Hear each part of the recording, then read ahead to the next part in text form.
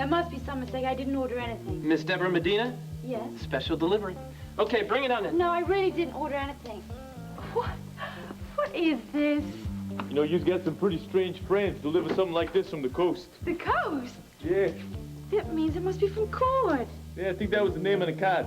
Listen, lady, you got a tip? Oh, God. You don't have to put up a front with me, honey.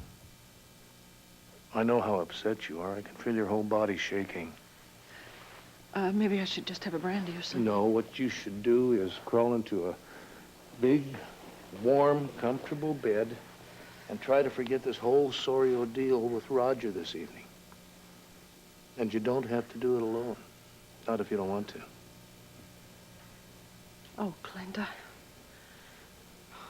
I don't really know what I want right now. I mean, I know I don't relish the thought of being alone tonight, Honey, but you don't have to have all the answers. And you don't have to suffer alone. Remember me? I'm the fella who can put a smile on that little face even when you think it's impossible. I do remember that. But tonight, Tonight, you need me more than ever. So lean on me, honey. Tomorrow, you got a big day. You want to be up for it, don't you? Oh, sure, of course I do. All right, then. Let me stay with you. Let me pamper you tonight. And let my love give you all the comfort that you need.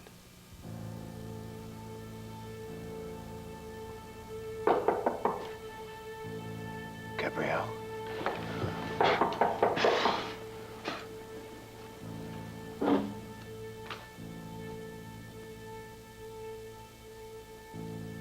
What are you afraid of? You wanted her here, and now that she's here, what?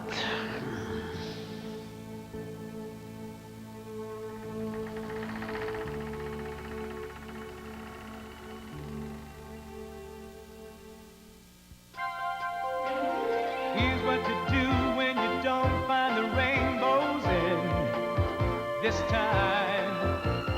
Here's where you go when it looks like the rain won't end. Don't cry. I'll give you tomorrow. Let me be the one to share it with. And each day that follows, 'cause we only have one life to live. Anthony Balone, I'm from the Sacred Heart Church. I understand you'd like to donate this place to the Outlook House Foundation. Tony, my man, do you get the feeling you're talking to yourself? Yes, I do. I know what you're talking about. Well, nobody's home.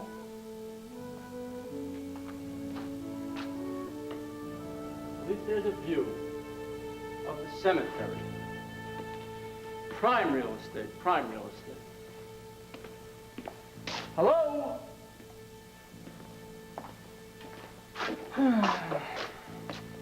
Glad I didn't waste Gabrielle's time.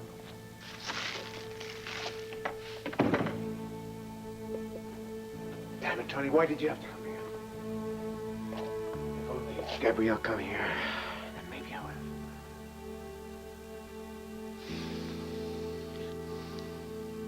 have. From here, it looks like a city. A city of the dead. Maybe that's where I belong. Did you get the trouble at preschool results? Yeah, actually. I think it took about a day. But you were gone so long. Yeah. See, I couldn't just leave CJ there. It was so tough for me to leave him again. I mean, it was breaking my heart knowing that I had to leave. And you just couldn't bear to leave him and you couldn't bring him back. I mean, why can't Tina be reasonable about custody? Please. Tina doesn't understand the word reasonable. All she cares about is what she wants. And there's no way we can resolve this? As far as Tina's concerned, the only way this could be resolved is if I move out to California. You're not thinking about doing that, though, are you? No. No, come on, Landview's my home. My whole family is here. I got a job here. All my friends are here. Everybody I care about is right here in town. Except, of course, CJ. You know, I I really missed you. I mean, and that's not even saying half of it, Deborah. I really wish you had been there.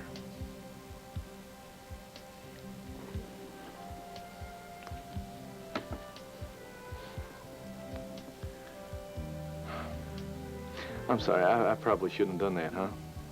I'm not complaining. Well, I know, I mean, come on. I mean, first thing, I get back into town, and what do? I rush right over here, just like that. You're going to see me first? Yeah. Yeah, I did. Oh, thank you. Well, my mother's working late at the Banner, and, so she's not going to waltz in here and be shocked. And so we could just, like, sit and talk and order some supper up and, improvise. Yeah, well, it's that improvising stuff that I think we need to be careful of. I mean, come on, Deborah. I wanted to see you, and I wanted to come up here. I just want to rush into anything and louse this up because I really... Oh, come on, you know. I just wish you wouldn't be so good to me all the time. Oh, yes, you do. Hey, come on, man. That's half my charm. Oh, right. Okay, so fine. What's the other half? Fergus. What? Fergus, that's what I call this big guy right here. Because he's going to stay here tonight, and he's going to keep you company. And I promise you, I'm going to call you first thing in the morning. Fine. You better. I will. Good night, Deborah. Good night. Take it easy, Ferg. And, Fergus says, welcome home.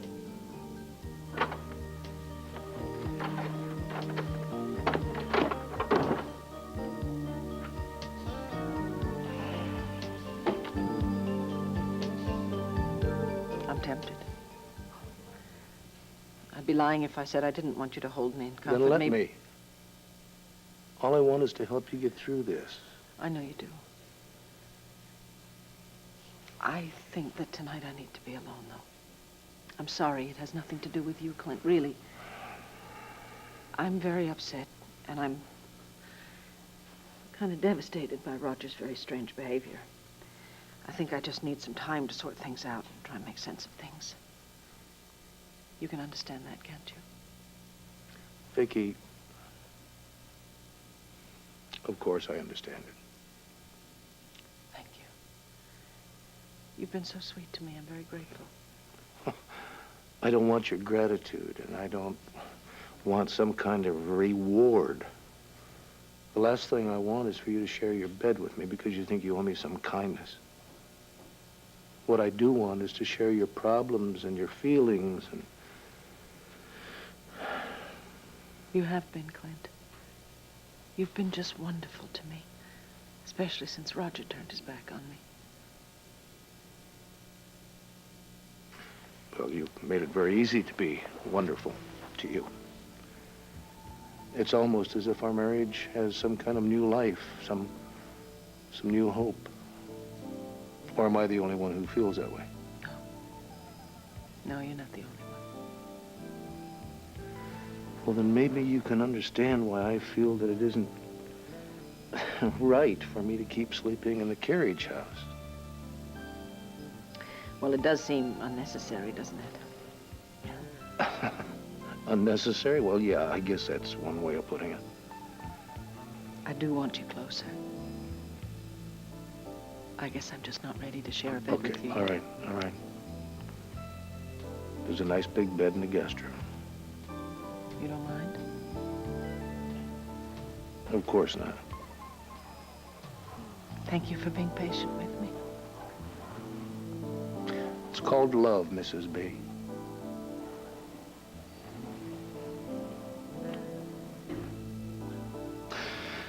Now, I think you better get upstairs and get some rest. You got a big day tomorrow. And don't worry about the kids. I'll make sure that they finish their homework, and I'll get them all tucked in. I'll even read Jessica's favorite story to her again. You are a hard-working daddy. Well, it comes with the territory. The important thing is for you to get some rest.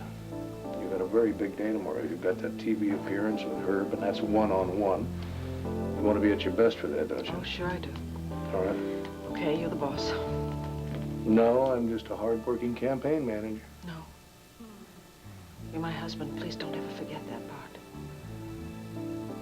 I haven't. Good night, honey. Good night, Clint.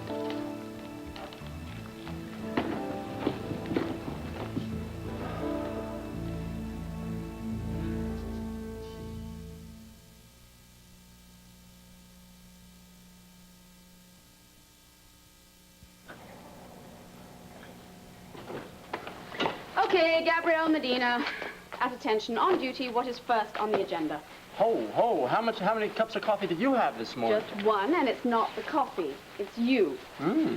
Your idea finally sank in that I should just forget this obsession for Max and start concentrating on the living. That's exactly what I'm going to do. I'm going to start thinking of the best life for myself and for my son, and the means to that end, of course, is Outlook House. So, let's see the reports from the benefit. According to the numbers, it really was a success, eh? Well, there's no denying it. You raised a lot of money for a needy cause. Not to mention all the high-powered people that I met. Let's not forget them. And if the rich and famous of Lambio are impressed with me so far... Oh. What's this about a house? What? This note says, tell Gabrielle about house. Oh, yeah, I left that there to remind me to tell you. The other day, some woman comes into my office, right? She's shy, kind of mysterious, and I don't know what to make of it when she offers me this house. What house, Tony? The Outlook House Foundation. She heard we were looking for a site to build a project, and she wanted you to check it out personally. Well, why didn't you tell me? I'll get right on it. Don't even worry about it. There was something strange about it, right? So I check it out myself, and it turns out the place is abandoned. People haven't lived there for years. I think maybe it's some kind of a prank. Well, it takes all kinds, doesn't it? Okay. So here's a list. Yeah, this is a list of houses we can look at today. Great. Fine, but first I'd like a printout of all the wealthy people who made pledges at the benefit, okay? Max? Max, it's me, Lily. Hey, Lily, what a godsend you are. Brought some breakfast. After last night, I need some solid food. Come on. What happened last night? Did Gabrielle show up? No, the priest showed up. I guess he wanted to know if this place would be okay for his drug program. He didn't see you, did he? No, of course not, of course not. Now, Lily, why on earth did I think I could lure Gabrielle here? Huh? And made her think that she could talk to me and as if I was someone else? It might have worked. Only my dreams. She would have guessed like that. And then given me pity. Are you so sure? Of course I'm sure. And what's worse is that she would have just sacrificed the rest of her life taking care of me. I just don't know what I can do for her. Max, there's only so much you can do for Gabrielle. I mean, if she's gone back to her old ways. Why should you take it upon yourself to change her? I can't stop loving her, Lily. No one says you have to, Max. But what you do have to do is learn to love yourself. And that's much more difficult. Believe me, I know, I've been there. And I can help you get through this if you'd let me. But first, and it's for your own good, you have to let Gabrielle go. Did you just see the polls, The only Herb? poll I care about is the one on election day. That sounds good, Herb, but if this trend continues, Vicky will win. Your way to reverse the trend is by exploiting her personal life. Sorry, Burke, it's not my style. No one is asking you to exploit poor Vicky. But Herb, you have a responsibility to the public to let them know what kind of a leader she is. I mean, if she can't solve her own problems with Roger, how's she going to solve the problems, the complex problems of Landview? Exactly. Now, I've prepared some questions for you to put to Vicky. If you slip them in right at the right moment, you'll catch her off guard, and then we'll be on our way. Save the list. I know what I'm going to say to Vicky and what I'm not going to say. Now, I'm leaving for the studio. You coming, Burke? Let's go, Dorian. Maybe we can talk some sense into him along the way. No, look, I'll meet you there. You go ahead. I have to pick out something suitably stunning to wear. Oh, that's what I like. A woman who has her priorities straight. Come on. I'll see you in a little while. Now, let me see. Oh, absolutely. Ah, the yellow. That's it. I wish Herb was more like me. Make a decision and live with it. There he is now, deciding that I was right after all. Roger. Good morning, Dorian. I know you have a busy day ahead of you, but I came by with an offer. An offer I hope you can't refuse.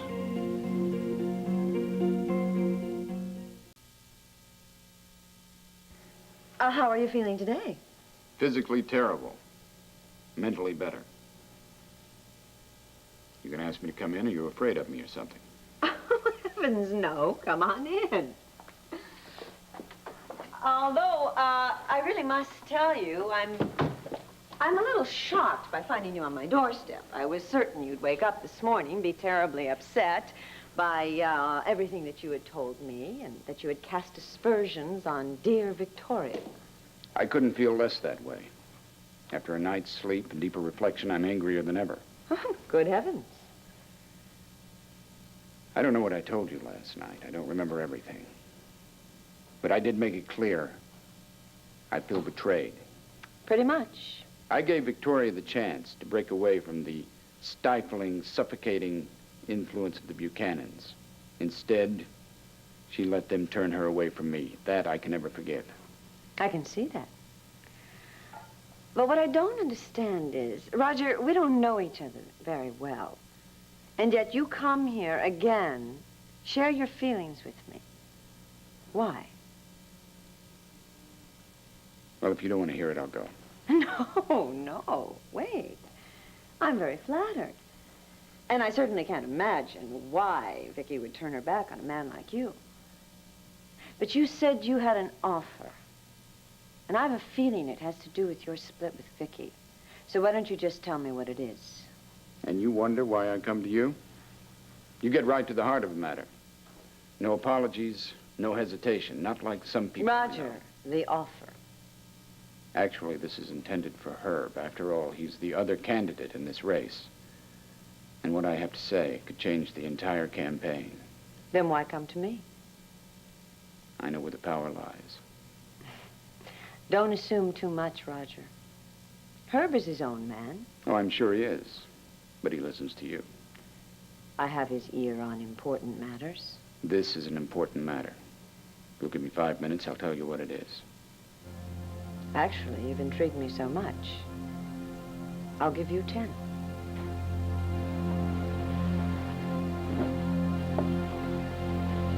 Okay, folks, can we clear the way for the camera, please? Good. Excuse me. Pardon me, everybody. Good. We want to set up right back here. Thanks. Hi. How are you? Buchanan. Thank Perhaps you. you'd like to wait in the green room. No, I'm fine, thanks. Hi. How are you? Nice to see you. Thanks for coming. Hi. Hi. Can't wait to get started, huh? Are you kidding? I'm trembling. Well, those kind of nerves are good for you. Remind me of that when I get tongue-tied in front of the whole town. Oh, listen, there's the stage manager. Let me check up some last-minute details. Oh, go ahead. Gives me time to say hello to two old friends of mine. Herb, I really don't... Morning, Vicky, Clint. Herb! Herb? Good morning. All ready for our showdown? Well, I don't know about you, but I'm hoping this turns out to be less a confrontation and more a real debate of the issues. That way nobody loses. I'm awful glad to hear you say that. I was saying that to Clint earlier. Oh, no. Makes it all Excuse me, tense and Herb, terrible. about those details. Oh, you can handle them, Burke. You know how much I trust you. You've both met Burke Winger, of course. Yes, hi. It's nice to see you again, Miss Winger. Only this time now, we're doing the same job. That's right. I haven't had a chance to congratulate you. You've got your work cut out for you. I have a feeling Clint's going to make a formidable manager of Vicky's campaign. Well, you know what they say about amateurs. What they lack in know-how, they make up for in enthusiasm. Oh. Well, I'll tell you, there can be a problem with being a professional, too. A little danger in that. You know, you get so caught up in the job and the money that you tend to lose sight of what got you involved in the first place. If you don't mind, I think I'll go and shake hands with the press corps. Oh, Yeah, great idea. Excuse me, sweetheart. I'll join you. I have a good idea. Why don't we let all our managers and supporters do the fighting so we can remain friends? It's a very good idea, but will Dorian stand still for that? You know, maybe I should print up cards to hand out every time she says something rude. Listen, that wasn't your fault, Herb. I think that if we work very hard at it, we can keep this campaign from turning into a mudslinging contest. I'd feel better if I saw Dorian sitting there right now. I keep thinking she's planning to make a grand entrance right in the middle of my big speech. I'm glad to know I'm not the only one who's nervous. Oh. You know, it's my first television appearance without proper preparation. Oh, you'll be fine. Besides, if the voters want to choose between a pair of robots, we'll both lose. Oh, please. Okay, everybody, that's 2 minutes to air. Let's take our Here we places, go. please. Mrs. Buchanan, Mr. Callison. Thank you. Come on, everybody, let's get settled. Thank you so much for having me. Thank you. Your wife, or should I say the candidate, looks a little nervous. Well, you know, so was Hank Aaron, but he managed to knock a few home runs. And that's 5, 4, 3, 2. Welcome to this special edition of View on Landview. This morning, the race for mayor, up close and personal. And we want to follow up on all the names on this list today. Now, some of the people said yes at the benefit, but some of the people said no. I think with a little gentle prodding, we might be able to get them to contribute to Outlook House. And hello, Gabrielle. Johnny, I'm sorry. It's just, I'm thinking about this house. I told you it's empty. There's nobody there. Yeah, I know, but the address here, that's right next door to the cemetery where Max is buried. I would say it's practically in the cemetery. I stood by one of the windows on the way out. Boom, it had quite a view. Why didn't you tell me? Tell you what? Well, if you could see the cemetery from the window, then obviously it's the same house that I could see from the grave. So? So put 2 and 2 together. There's someone living in that house. Someone who saw me unconscious on Max's grave that night, carried me into your church, gave me his jacket, which had the ring in it. Now it's all coming together. Gabrielle, I thought about that for a moment, but trust me, no one lives in that house. You're so certain of that with one quick visit? Okay, I'll tell you what. I'll go back there if you want me to, but I think we should check this list first today. We should concentrate on this list, okay? Now, I'll have a meeting with this Ladies' Altar Society, and you can start making the rounds on houses. Gabrielle, do me a favor, will you? Stay out of trouble today.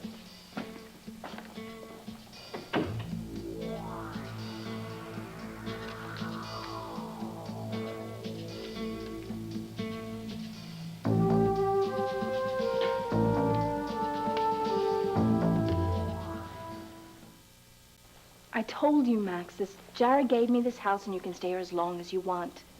But my concern is you being here all by yourself with nothing to do in this gloomy room and only thinking of your past, only thinking of Gabrielle. Max, why did you say you were glad she didn't come? I don't know. I mean, what makes me think I could have gotten through to her without exposing myself? What if you can't get through to her at all? And what if she's determined to live her life for herself? I don't mean to sound depressing or anything like that, but I really don't think it's a good idea to have Gabrielle come here, Max. For what I can see, Gabrielle has caused you nothing but pain. And I think together, we can find a new life, a better life for you. Isn't that what you want?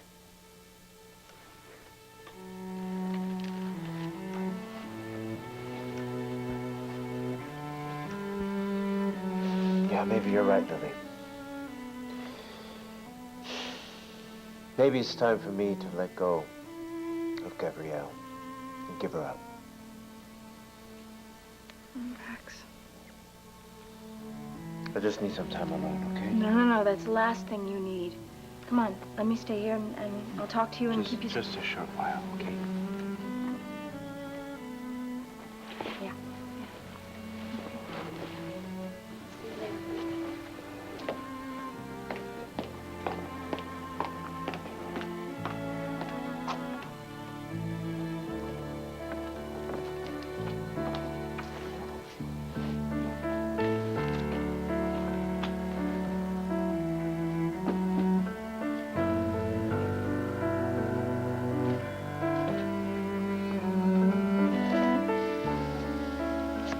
I don't know about a kinder and a gentler land view, but I think the very least we are entitled to here is safe streets and safe schools, free from the menace of drugs.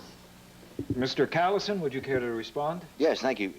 No one can argue with my opponent's stand on drugs. The question is not one issue versus another. It's a question of leadership.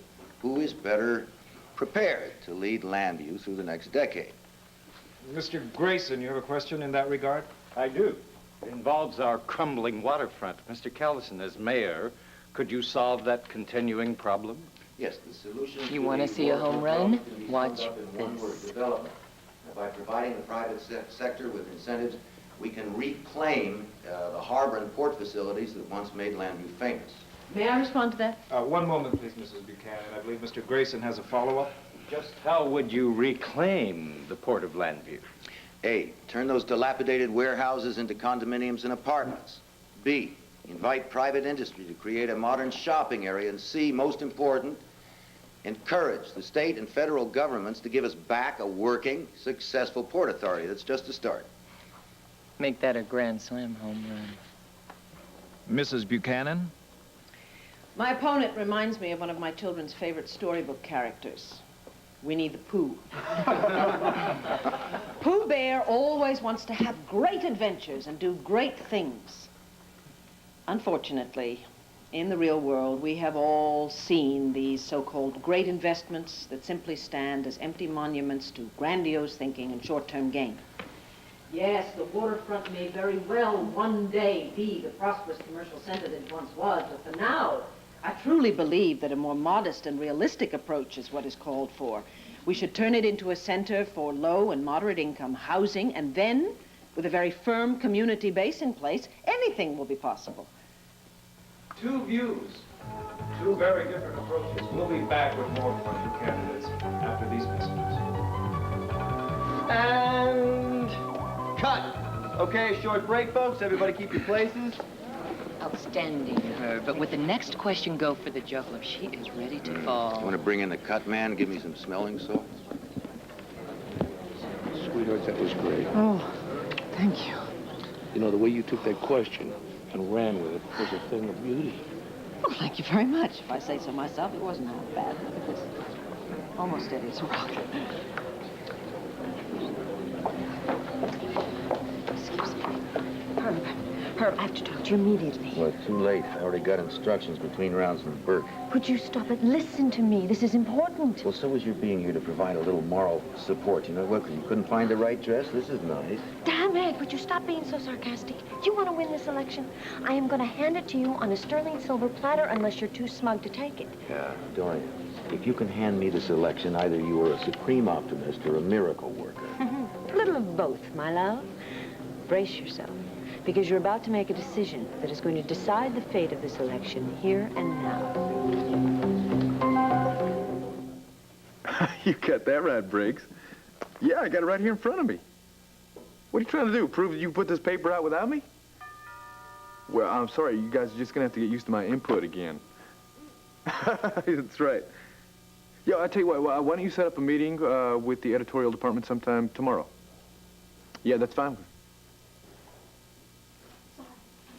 Deborah, it's okay. Hold on. Yeah, tomorrow's fine. Why don't you set up the meeting and then you get back to me? Take it easy, Briggs. Thanks. Bye.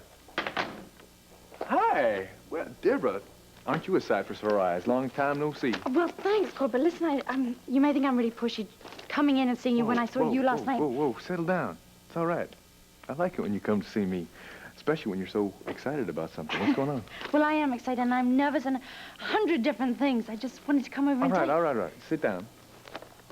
Relax. Okay. Now, tell me, what's happening? Okay, have you ever heard of Sandy Andlewood? The name sounds familiar to me. Well, anyway, she's head of casting for Fraternity Row. And they called me up and they've asked me to come in.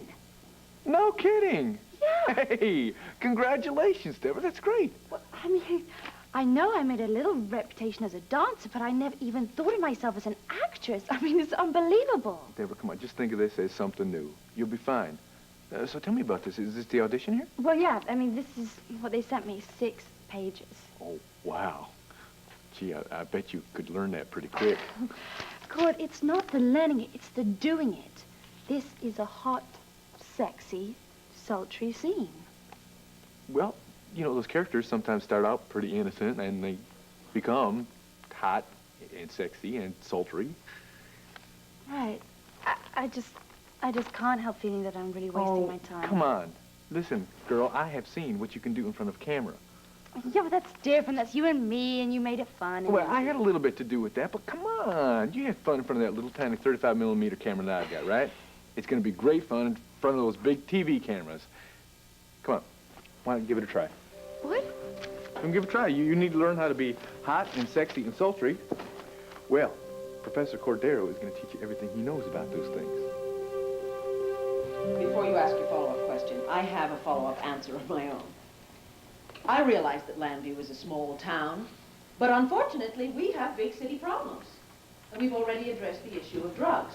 An equally pressing issue right now is to find shelter for all our homeless people. Do we just continue to walk past all the people that we see every single day on the park benches and in the streets? Do we just pretend they're not there? Or even worse, that they will not always be there? I truly believe the time has come when we must get to Vicky the certainly has a causes lot of words, doesn't of she? homelessness. And with the voters. Or haven't you seen the latest poll? Oh, well, the polls have a way of changing drastically from day to day. Wasn't it Casey Stengel who said it ain't over till it's all over? Way to provide those jobs. Willie Shoemaker, I think. Well, it's close enough. Stimulate the business industry. Some call it trickle-down economics. All I know is it works. Mr. Callison, I never meant to suggest that we simply build the low-income housing and ignore the rest of the needs. Yes, jobs are a very definite solution, but our first priority has to be to put a roof over these people's heads. And not just any old roof. It should be a place that human beings can live in, someplace they can take some pride in. Well, you want to start with housing, that's fine, but at the same time, we have to initiate programs that give these people the means to support themselves and their families. Now, you have consistently failed to address that subject. Mr. Callison, you have suggested that For Mrs. someone Buchanan's who's solution backing to the a drug loser, problem you seem is strangely naive. confident. I know a winner when I'm looking at him. I don't feel too badly, Clint. You may be losing a mayor, but you're gaining a wife. I kind of think I can have both. Still the dreamer. I would have thought that you'd learned by now. No, the only thing I've learned is not to accept anything less than everything. Now who's overconfident? Just remember you heard it right here first. Failure of the judicial system to keep these people in prisons. Mrs. Buchanan seems to think there is an instant solution to every problem. Herb, I never said there was an instant solution to every problem. You must read my position papers. Mrs. Buchanan, a lot has been made of your personal problems. Would you care to comment? Yes, as a matter of fact, I would care to comment, and I am very happy for the opportunity to clear the air. As I'm sure you all know, recently, my longtime friend and my campaign manager, Roger Gordon, and I had a parting of the ways. Now, I know that the gossip mongers and the scandal sheets are having an absolute field day with this, but I can assure the voters of Llanview that my position on all the central issues in this campaign has not changed.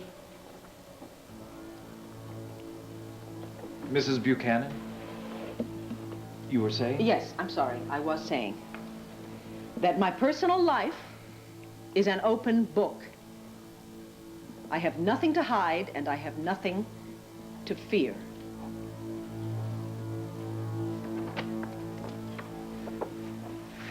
Hello?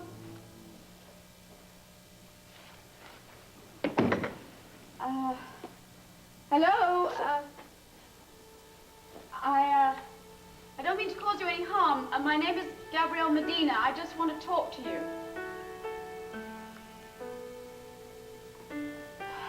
Please, I'm sorry to intrude in your privacy, but I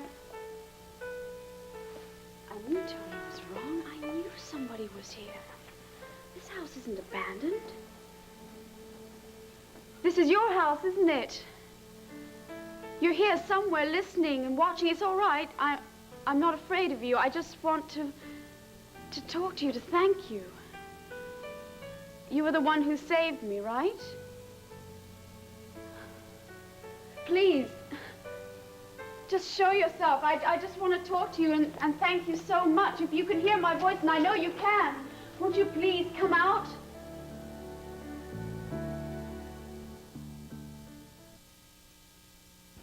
So come on, what's this scene about? Okay, well, you're Logan and I'm Laura. Okay. Okay, now Logan used to be a private detective, and then he met Chloe and he settled down and married her. And then he teaches English at the university. Okay, where does Laura come into this? Okay, well, I'm a student and I'm in love with him. Oh, and is it vice versa? Well, he can't keep his hands off me. I mean, her. Oh, so it's kind of like that forbidden love type thing, this nuclear meltdown, right? Well, pretty much. I mean, she wants him desperately, and he wants her, but he's also riddled with guilt about his wife and everything. That sounds interesting. Why don't we just stick to the script here? Right. Let me look at this here.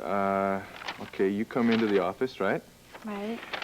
You're gonna talk about your grades and, oh, I get it. You both really know what you're there for, right? Then I begin to undress you. You see that? Yeah. Have you read this? Yes, I have. Now you know why I'm so nervous. Ow! Ooh. Logan, unbuttoning her dress and lets it fall to the floor.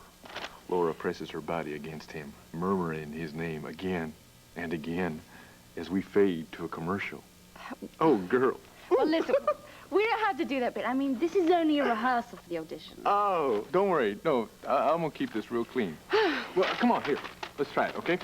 Right there at the beginning. Excuse me, Professor. Oh, my office hours are tomorrow, Laura. Not today. But this couldn't wait, sir. I couldn't wait.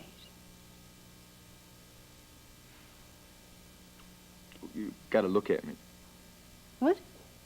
Well, it says right there, you're supposed to look at me meaningfully. Okay, all right.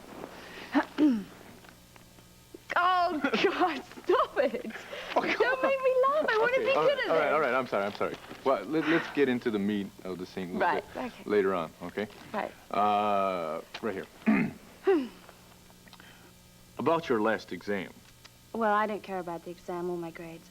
All I care about is you, Logan. Laura? Look, your wife can't make you happy. I can. I mean, if you'll give me the chance.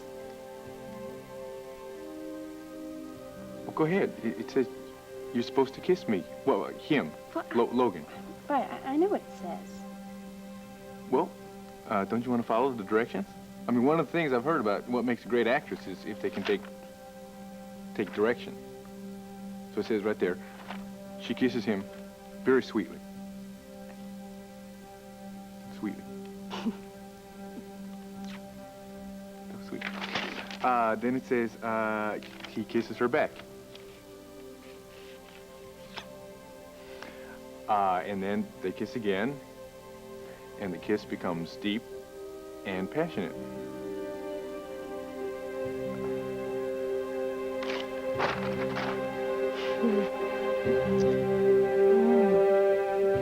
In conclusion, I would simply like to thank WVLE very much for the opportunity to discuss the issues that will decide this campaign.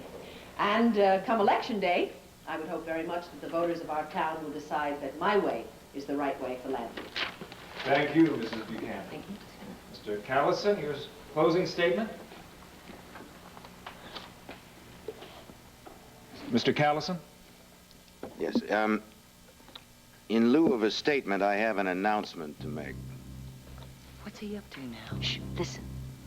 Ladies and gentlemen, I would like to introduce the newest member of my campaign staff, a man whose qualifications speak for themselves. Roger, would you join me, please? Incredible, but true. Who's the winner now, Clint? Ladies and gentlemen, Roger Gordon. A few days ago, you were supporting Victoria Buchanan. Now you're behind Mr. Callison.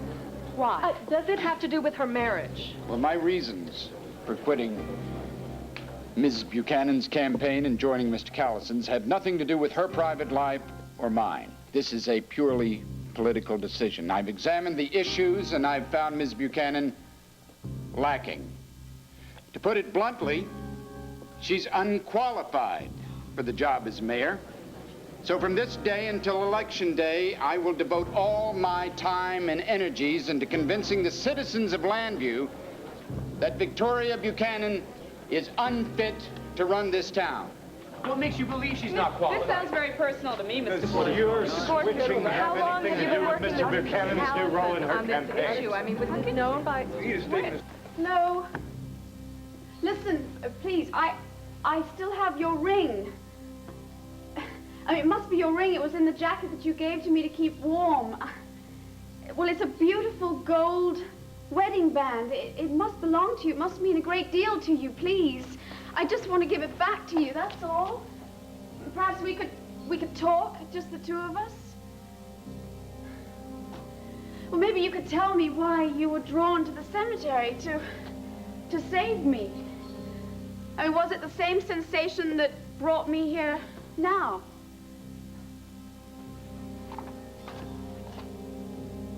You know, the feeling is so strong in this house. I think it must be your presence. There's a gentle, kind presence. All I want to do is to see you and talk to you and thank you, that's all.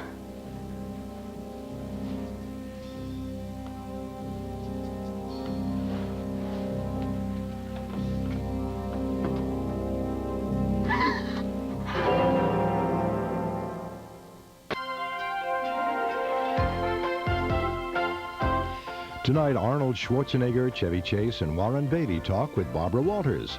Then it's the Silver Screen's Golden Event. Billy Crystal